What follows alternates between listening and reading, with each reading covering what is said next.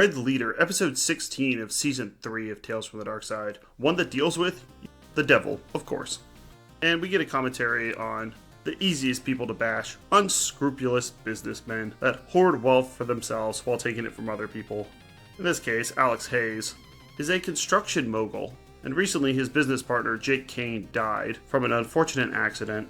And Alex Hayes and Jake Kane made a lot of their money by buying up this low-income apartment complex, kicking everyone out, and then apparently selling it for profit. They also mentioned that a lot of the people they kicked out possibly died, and they're laughing about this, saying they don't care. And it starts with Alex Hayes talking to Amanda Kane, who was the gold-digging wife of his partner Jake, and she's confused on what to do next. She wants to get all of his money, but at the same time she starts coming on to Alex and thinking maybe she could start a relationship with him. Ultimately, that doesn't work. Alex Hayes is played by Joey Tata, who's most known for being in 238 episodes of the original Beverly Hills 90210 series as Sal.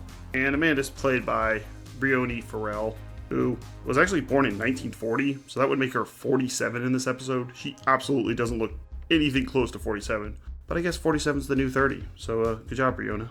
She was in 25 episodes of General Hospital as Martha, and played Cleopatra in Fantasy Island. So after these two have a conversation, we get to the real meat of the episode, the actual plot, where Alex Hayes' business partner, Jake Kane, comes back from the dead. Well, he's been in hell, so he tunnels his way up from hell and appears in Alex's business bachelor pad. And he explains that while hell is quite bad, he wants to become a minion. Since there's different levels to the people that go to hell, you can actually work your way up by being nice to the devil, who we'll see a little later. Become a minion, where you can order thousands of people underneath you to do the real hard labor. So similar to what they were doing in the real world, he wants to be on top and ordering people around and taking their money for himself, just like he did on Earth. But in order to do this, he needs some papers. He needs to show the devil that he actually is a really bad person. And he did kick all these old people out onto the street and a bunch of them died. So he needs the evidence, he needs the files, so that he can show the devil this. Alex doesn't want to give him the files because Alex is delusional and thinks for some reason that he's going to heaven, which he absolutely is not. So he thinks he's going to heaven, so he doesn't want to show the devil these files. And his theory is, honestly, what a lot of people think, which is, okay, maybe I'll do some bad stuff now, or maybe I did some bad stuff when I was younger, but once I get older, okay, I'll clean myself up. Then I'll start doing good deeds and giving to the homeless. It's kind of funny when he says this, but honestly, he's exemplifying something that a lot of people think. Maybe you've thought it. Maybe I think it. Though I don't have the means to kick people out of apartments and take their money, so.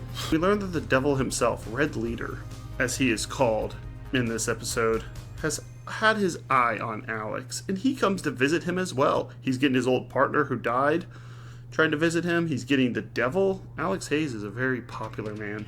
The devil has been watching Alex, and he's very impressed with his abilities to screw people over, to be a scumbag. He loves it. It's one of the few times where doing that stuff will actually help you. And he wants to give him a deal to take him into hell right now, and he will make him a minion. So he will put him on the upper echelon of the leaders of hell, so he doesn't have to do any hard labor. He can get a nice place in this castle they're building, and he can order people around. He's actually giving him a quote-unquote good deal. I mean, good of a deal as you can get for a devil, but he does have to kill him right now, so Alex has to agree to this. And while this isn't the best episode, I still think it's entertaining enough, and considering the one we had before this that had just an incomprehensible story they didn't even try, here they're at least trying to do some social commentary and tying these people's lives that they have in hell to their lives on Earth.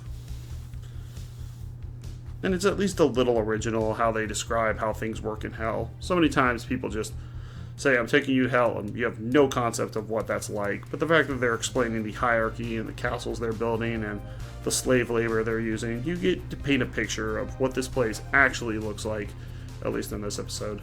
But of course, this is Tales from the Darkside, so you don't really get to see any of that stuff. You get to see red smoke come up from the ground, and people fall into holes. That's pretty much it.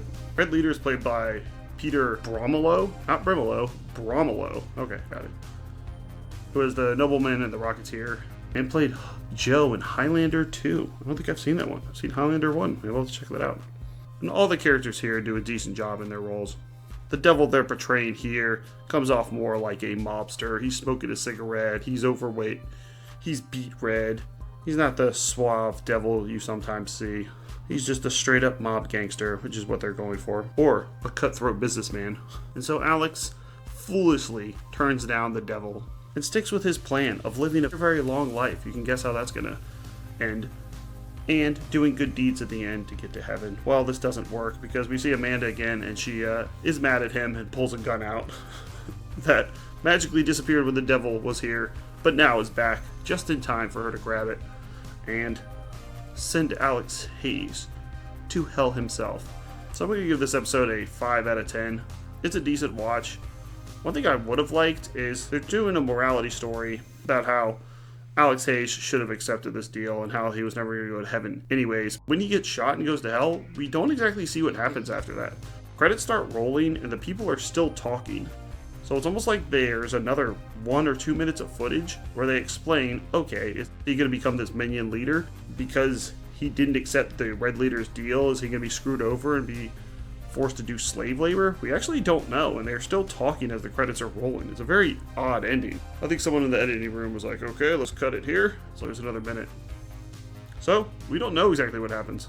They're talking and doing some type of negotiation of what happens to him in hell, and it just sort of cuts off. So I don't know. Does he become a leader? Does he become a minion, a slave? Not exactly sure, but they were almost gonna give it to us. And of course the easy complaints would be, I would want to see what hell looks like. At least have one scene where they're dragged into hell and maybe do a different set. But once again, Tales from the Darkside. So I'm going to give it a 5 out of 10. And maybe I'm feeling generous because that previous episode was so horrendous. Oh man, just give me something that resembles a unique take on something. And we did a unique take on hell. Next up is episode 17, Everybody Needs a Little Love. About a guy who falls in love with a mannequin. Yeah, I think it's a little weird, but it does have a nice film noir setting. Check out our playlist for all episodes of Tales from the Darkside. We're almost done season 3.